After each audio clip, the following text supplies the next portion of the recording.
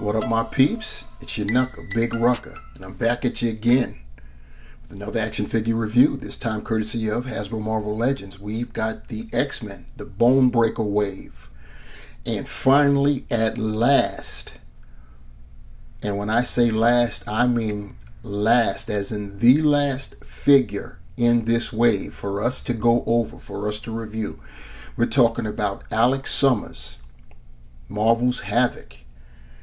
And yes, needed him to finish the wave, needed him to complete the Build-A-Figure.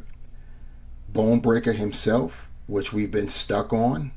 Haven't even tried to put him together yet until I got Havoc. And as you can see, we've got Havoc in hand there. So without further ado, let's go over this. You see Havoc and his accessories, which are the absolute highlight of this set. These new effects that we've been blessed with, as well as the Build-A-Figure pieces for Bonebreaker, which amounts to 2 barrels. If you don't have Havoc, you can still build Bonebreaker, and technically he's complete. He just doesn't have the 2 barrels.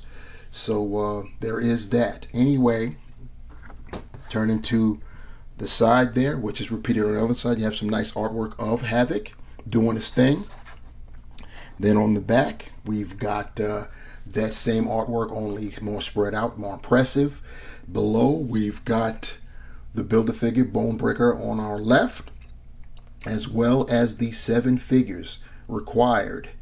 Well, 6 are required, but 7 are in the wave. Wolverine is not required to build Bonebreaker. We've already reviewed Siren, Vulcan, Maggot, Darwin, and of course, first appearance, kinda, Sabretooth. So we'll get back to the front there. Spot varnished X, legalese on the bottom. You know the rules. Let's get this done.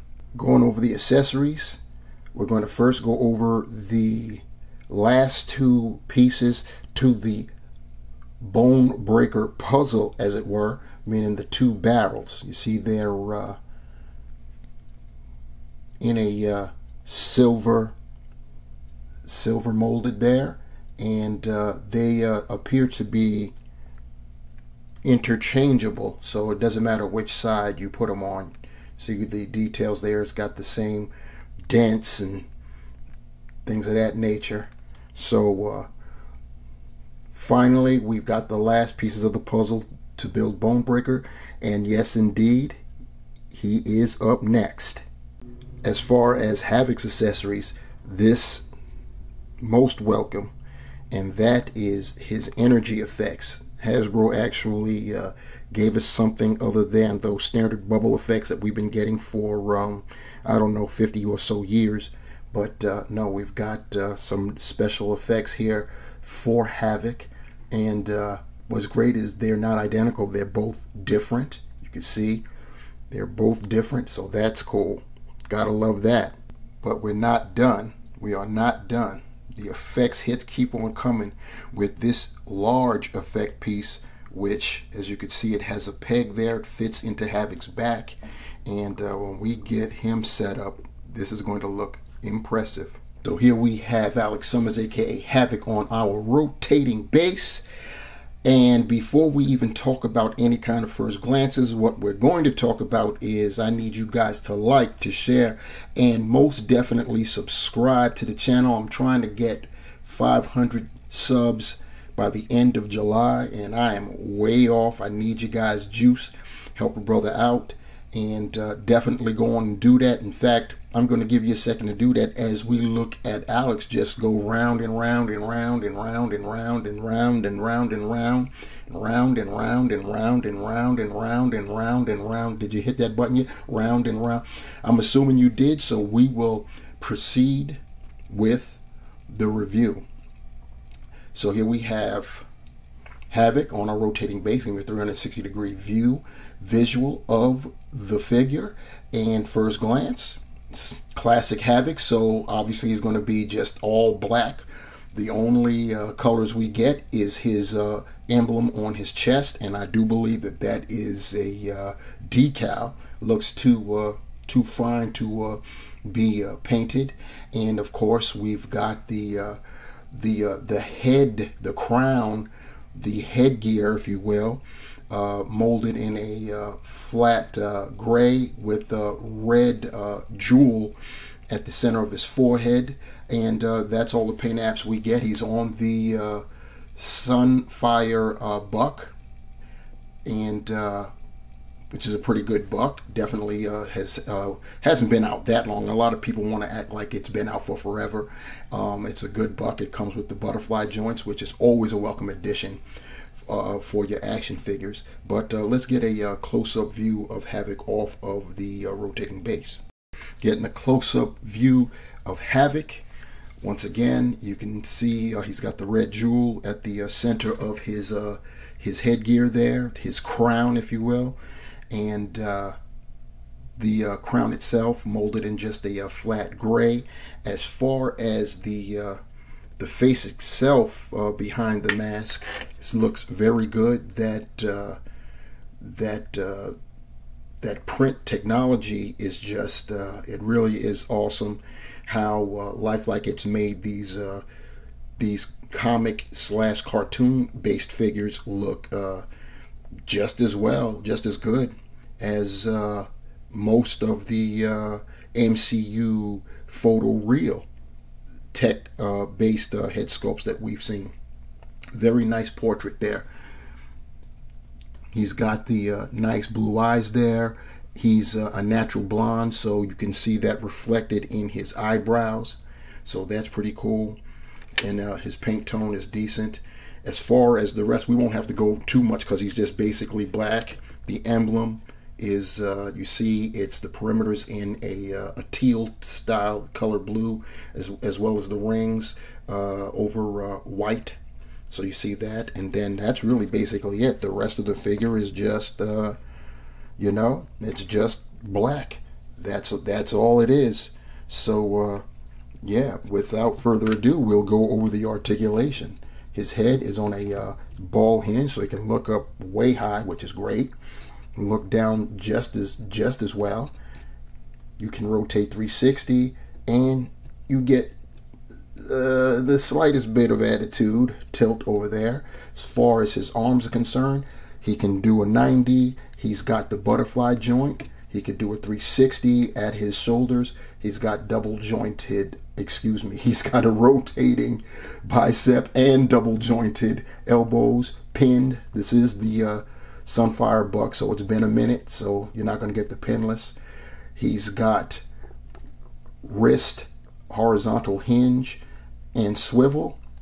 As far as his torso articulation is concerned, he's got an ab crunch where he can go forward that far, back that far. He's got waist swivel. His hips goes out that far.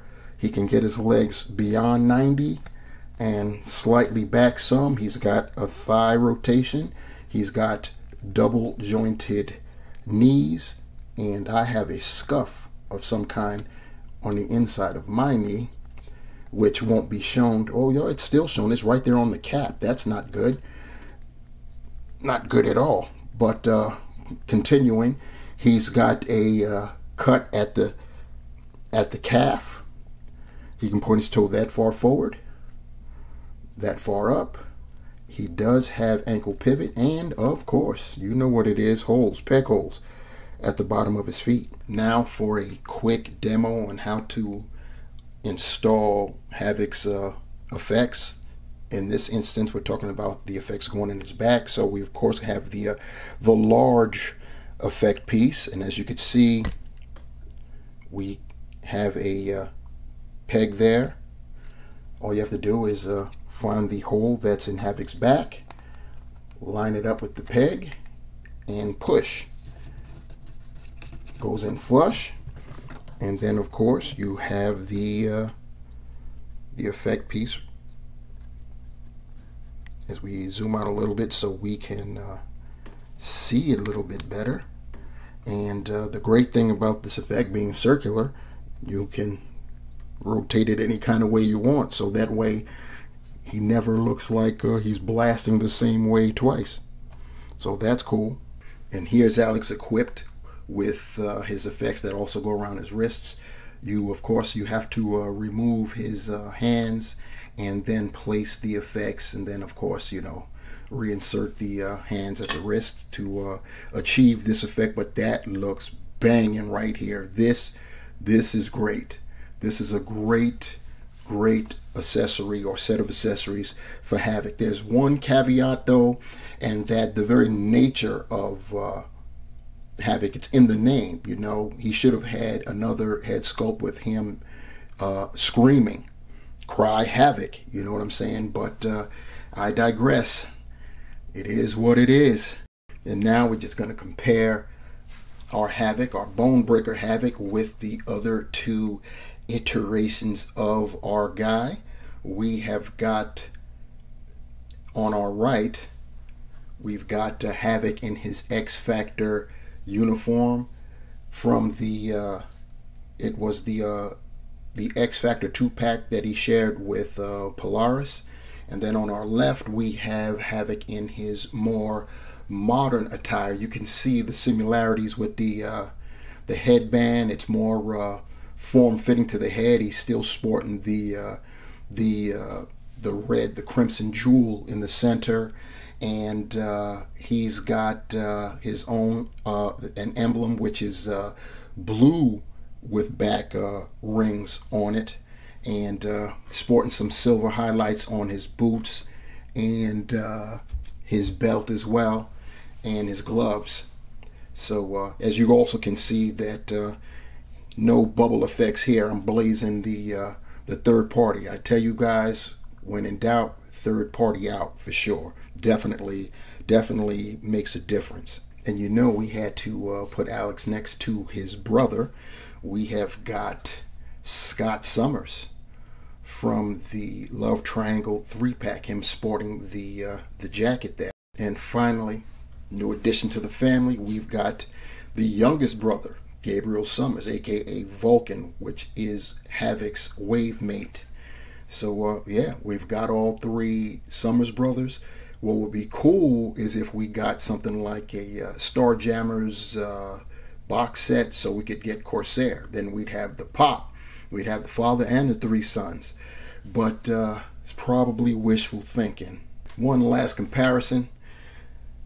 We've got our Havoc, Bonebreaker Wave Havoc, next to the Toy Biz original, and you can see he hasn't really stood the test of time. The legs are, it's a sad sight to see. And when you look at how Toy Biz came out, it's wild, because Toy Biz, when they came out with the figures, they were really innovative and stuff, and we were loving it, even though they had crazy anatomical proportions, and in hindsight their face sculpts were horrendous, but they dominated with the paint washes. You're not going to see that reflected here because we're talking about a figure that's mostly black. But anybody that's familiar with Toy Biz figs knows what I'm talking about. But anyhow, there you have it.